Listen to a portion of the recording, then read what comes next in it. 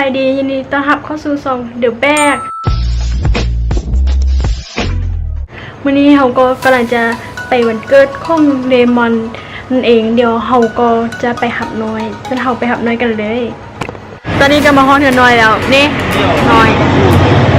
ไปวันนี้เรากำลังจะไปเหือนมอนไปเลยไป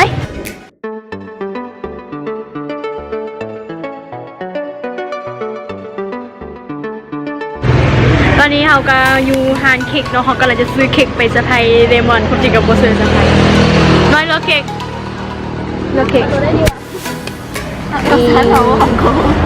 Power Packer เอาอะ Power Packer เอาอะนี่ก็เป็นฮานี่อันนี้เอามาได้เนาะการประมาณนี้เดี๋ยวเขาเลือกเค้กก่อน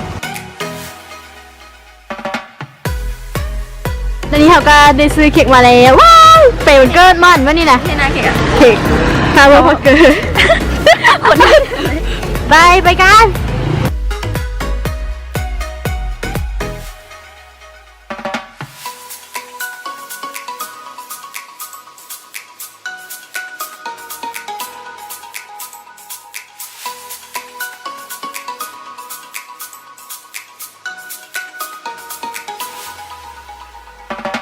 ตอนนี้เขาก็มาอยู่หวนมอนเรา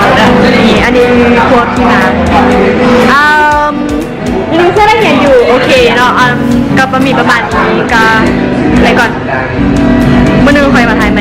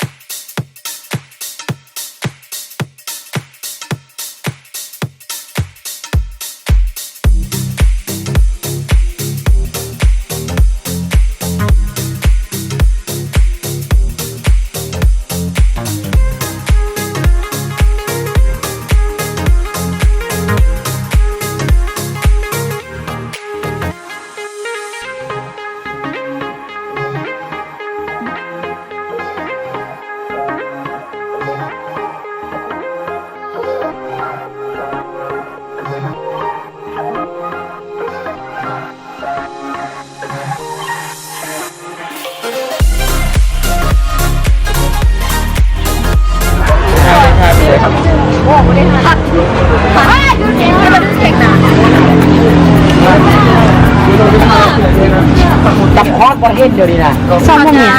เรากำลังจะบูฮูเนาะแต่นี่ค่ะกำลังจะไปเซอร์ไพรส์เราเซอร์ไพรส์มันเกิดวิธีเซอร์ไพรส์มันเกิดแบบ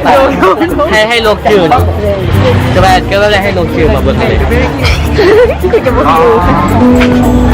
เอาเพลงเอาไปดีก็ดีเอา Happy birthday to you เ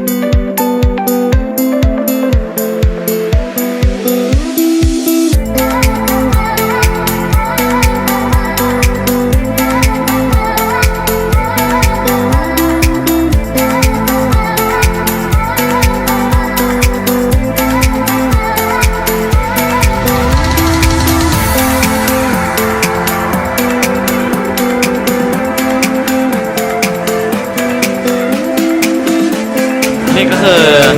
The Best Special ในปีนี้ถ้าอีกนะยังให้เนี่ยกาอย่าลืมคอมเมนต์ไลค์แชร์นี่เด้อบ๊ายบาย บ๊ายบาย